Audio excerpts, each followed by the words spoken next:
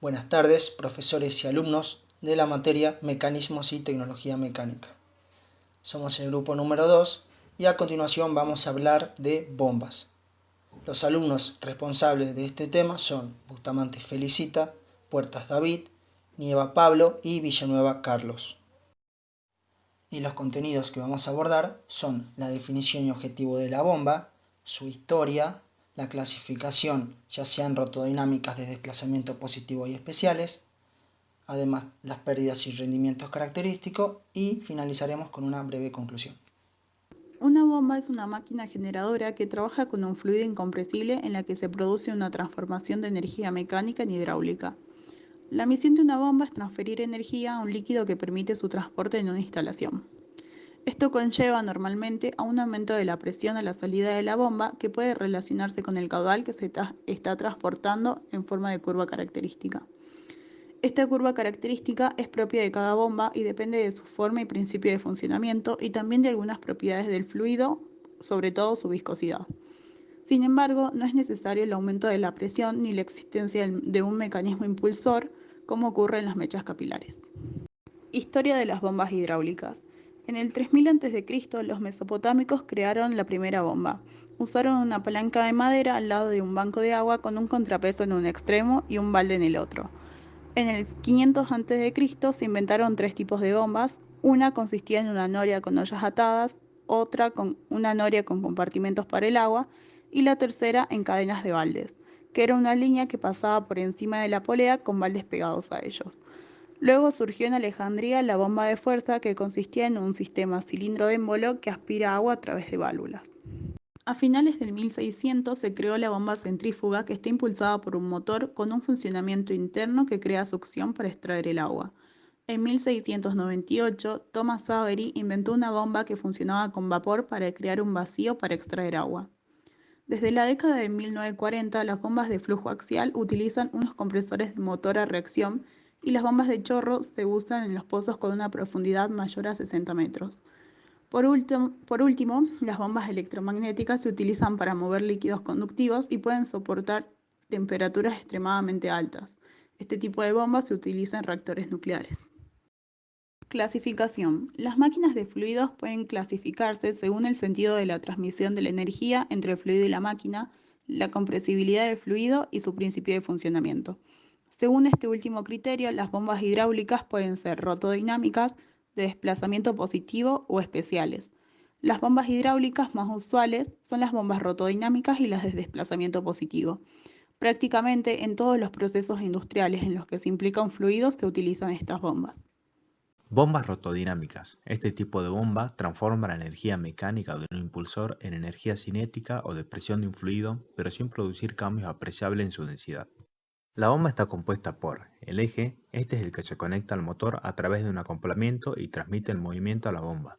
Los rodamientos, los cuales soportan al eje y reducen la fricción cuando el eje rota dentro de la carcasa. La voluta es la carcasa la cual presenta un ensanchamiento en la dirección de salida del flujo y es la encargada de proporcionar dirección y control de movimiento del líquido bombeado. El rodete o impulsor está ubicado dentro de la voluta. Este gira solidariamente con el eje y es el encargado de transmitir la energía al fluido.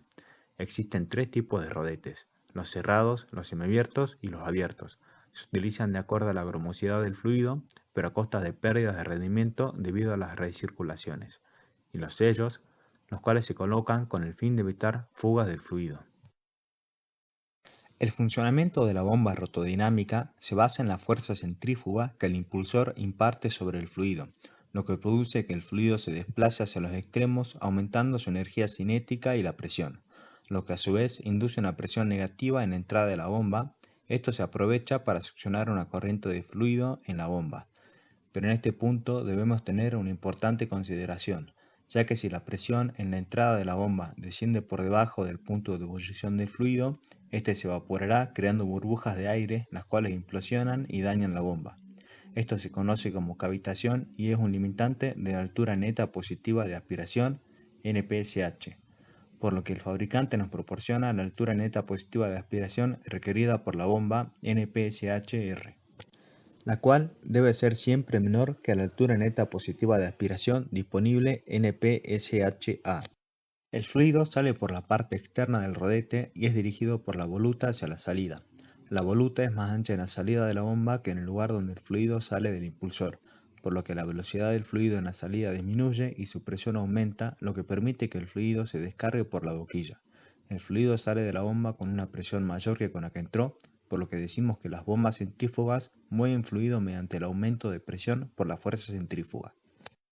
Las bombas centrífugas se clasifican en función de la dirección del flujo a través del impulsor en radial, semiaxial y axial. En las radiales, el flujo entra en dirección axial al eje, gira 90 grados y sale perpendicular al eje, por lo que siempre vamos a requerir de la voluta para recoger el fluido. En las semiaxiales, el flujo entra en dirección axial al eje, pero sale con un ángulo entre 90 y 0 grados, lo que permite una regulación del caudal diferente. En las axiales, tanto la entrada como la salida tienen dirección axial, por lo que no requieren de un rodete, pero se clasifican como rotodinámicas ya que sus partes y requerimientos de mantenimiento son similares. Este tipo de bombas son muy adecuadas cuando hay que elevar un grado caudal a una pequeña altura, por ejemplo en regadíos o en la manipulación de aguas residuales. Relacionando el caudal, la altura y la velocidad de rotación requeridas, podemos determinar qué tipo de bomba es más adecuado de acuerdo a la velocidad específica, por lo que si la velocidad específica es menor a 90, utilizaremos una bomba radial, entre 90 y 200 una bomba semiaxial y si es superior a 200 utilizaremos una bomba axial. También podemos cambiar el tamaño del impulsor o su diámetro, variando así la cantidad de agua que puede moverse. Por ejemplo, para un caudal dado podemos cambiar el impulsor de acuerdo a la altura a la que queremos elevar el fluido, o para una altura dada podemos cambiar el impulsor de acuerdo al caudal de fluido que queremos mover. Las bombas de desplazamiento positivo son equipos hidrostáticos que bombean un volumen definido independientemente de las revoluciones del motor y de manera prácticamente independiente de la presión. Poseen un lado de succión donde el volumen se expande y un lado de salida, que es la descarga, donde el volumen se contrae. Estas bombas son idóneas en aquellas aplicaciones en las que se requieren altas presiones, incluso cientos de bares y caudales bajos. Respecto a sus usos, se encuentran numerosas aplicaciones industriales, tanto en la dosificación de productos como en dispositivos elevadores, de tracción o móviles, donde sacan ventaja su elevada relación potencia-peso. Por ejemplo, sirven para proporcionar una presión y un caudal adecuado de fluido a la instalación requerida, guían el fluido a lo largo de su trayectoria, sirven para aumentar la presión, la altura y la velocidad del fluido, manejar presiones de descarga altas y medios viscosos, entre otras. Estas bombas se pueden dividir en dos subcategorías, oscilantes y rotativas. Bombas oscilantes. Están formadas por uno o varios pistones en movimiento alternativo y diversas válvulas de aspiración e impulsión. La bomba de pistón. En ella el pistón se desliza dentro de un cilindro ajustado. Cuando el pistón se retrae, la válvula de entrada se abre, permitiendo que el fluido entre a la bomba. Cuando el pistón cambia de sentido, el volumen se contrae y se abre una válvula en la salida, permitiendo que el fluido salga. Estas bombas tienen un rendimiento general elevado, son ruidosas y de coste elevado. Las bombas de émbolo tienen un funcionamiento similar al de la bomba de pistón. En estas, el líquido es forzado por un movimiento de uno o más pistones, ajustados a sus respectivos cilindros. La bomba de diafragma posee un elemento de bombeo llamado diafragma flexible, que se acciona desde el exterior por un mecanismo reciprocante, es decir, oscilante. Este movimiento hace aumentar y disminuir el volumen del fluido, y un par de válvulas colocadas en la entrada y en la salida fuerzan al líquido a circular en la dirección de bombeo. Las bombas rotativas. Estas contienen un mecanismo en rotación encargado de transportar el fluido de la aspiración a la impulsión. La bomba de engranaje externo. Tienen dos engranajes en ejes separados con un eje conectado a un motor. Al girar, el fluido queda atrapado entre los dientes del engranaje. Luego gira hacia la salida y se descarga. El fluido no puede fluir hacia atrás debido a que posee una malla. Presentan un buen margen de velocidades, pero son bastante ruidosas y su costo de mantenimiento es bajo. La bomba de engranaje interno. Estas utilizan engranajes de diferentes tamaños con diferentes números de dientes, uno de los cuales tiene dientes internos. Los volúmenes están separados por un elemento en forma de media luna que actúa como sello. Después de pasarla, posee una malla que comienza a cerrarse, descargando el volumen de salida. Presentan un buen margen de velocidades y son más silenciosas. También son de bajo mantenimiento. Bomba de lóbulos. Una bomba de lóbulos es similar a una bomba de engranaje externo, pero tienen elementos en forma de lóbulos en lugar de engranajes.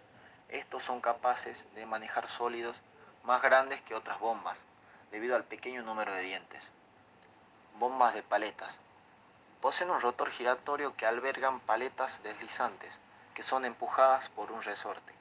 Este resorte elimina el espacio entre la paleta y el interior de la bomba, independiente de la posición del rotor. Cuando gira, los espacios entre las paletas atrapan el líquido y lo trasladan al conducto de salida. Son silenciosas y de bajo coste. Su mantenimiento es sencillo y suele consistir en la sustitución del bloque de paletas. Ahora vamos a hablar sobre la última clasificación de bombas. Se trata de las bombas especiales y en ellas vamos a conocer por qué se llaman así, algunos tipos de bombas especiales y los usos que llegan a tener en la actualidad. Se denominan bombas especiales a aquellas que no pueden ser clasificadas dentro de los campos ya establecidos de bombeo e impulsión de fluidos. Lo que les diferencia de los sistemas estándar de bombeo es el principio de funcionamiento utilizado para lograr el movimiento del fluido de trabajo. Las características más importantes de este tipo de bombas son el manejo de líquidos muy abrasivos y corrosivos. También las más comunes son las de tipo diafragma, que se trata de una bomba que posee una membrana la cual combina la acción recíproca de un diafragma de teflón o caucho y de válvulas que abren y cierran de acuerdo al movimiento del diafragma. Y además, cabe mencionar que operan en condiciones forzadas y a este tipo de bomba también se las denomina bomba de membrana. Las bombas peristálticas industriales se utilizan para bombear una gran variedad de fluidos debido a sus numerosas ventajas. En su interior, el fluido se conduce a través de un tubo flexible que es comprimido por un rotor con movimientos regulares. El tubo se cierra y se abre obligando al fluido a avanzar hacia el exterior. Su manguera mecanizada de alta precisión proporciona a las bombas peristálticas una excelente capacidad de manejar lodos abrasivos, ácidos, fluidos con contenido en aire, fluidos de gran viscosidad y fluidos con sólidos en suspensión. Las bombas peristálticas no tienen válvulas, pistones o elementos de cierre. Esto garantiza que el fluido no entre nunca en contacto con las partes móviles de la bomba. Además, se elimina el riesgo de fugas y corrosión. Su mantenimiento es muy sencillo. El cambio de manguera, que es la única pieza que se desgasta, se realiza en pocos minutos y el coste de funcionamiento es mucho más bajo que el de otras tecnologías de bombeo. Las bombas de lodo son las utilizadas para separar sólidos industriales de líquidos. El lodo líquido o slurry, que por lo regular es abrasivo y grueso, es sumamente difícil de mover y es por eso que se requiere una bomba de lodo para realizar los movimientos a distancia. El lodo líquido es una manera eficiente de manipular y transportar materiales sólidos en grandes cantidades. Se utiliza, entre otras aplicaciones, en la industria minera, procesamiento de acero y en la generación de energía. Las bombas de lodo generalmente tienen dos partes, una mecánica y una hidráulica. En la parte mecánica, las bielas van con pernos unidos a las cabezas de bielas que deslizan sobre zapatas de bronce, y en esas cabezas va fijado el vástago de empuje y a este último vástago se unen los vástagos de pistón. En la parte hidráulica de la bomba, el vástago mecánico se une al vástago del pistón para suministrar presión al fluido, normalmente en una camisa intercambiable. Y las bombas de pistón electromagnéticas se caracterizan por disponer de una sola cámara de admisión e impulsión de sección cónica, en cuyas paredes se sitúan unas placas elásticas de apertura y cierre de los correspondientes orificios de admisión, y en su fondo una menor válvula de impulsión montada sobre un soporte cilíndrico acoplado a la cámara. Cuando se atrae el pistón del electroimán, se expulsa el agua desde una válvula de impulsión, gracias a la presión en el cuerpo de la bomba. Al acabar el impulso eléctrico, el pistón regresa a su situación original, atrayendo el líquido por la válvula de aspiración. Se trata de un sistema muy sencillo, por lo que este tipo de bomba apenas necesita mantenimiento. Además, estas bombas están fabricadas con materiales aptos para líquidos de componentes corrosivos. Y para finalizar con esta sección, tenemos que conocer los diferentes usos que se le dan a este tipo de bombas, los cuales los más importantes son para máquinas de diálisis y máquinas de bombas para bypass de corazón abierto. También para la producción farmacéutica y lodos de aguas residuales. Además, en menor importancia se emplean para fabricación de alimentos y dispensador de bebidas. Pérdidas y rendimientos característicos. Las pérdidas que tienen lugar en una bomba responden a 3 tipologías distintas. Primero tenemos las pérdidas volumétricas que se pueden agrupar en 2 clases. Las exteriores, provocadas por salpicaduras del fluido hacia el exterior, y las interiores, debidas al aumento de la presión en el interior de la bomba.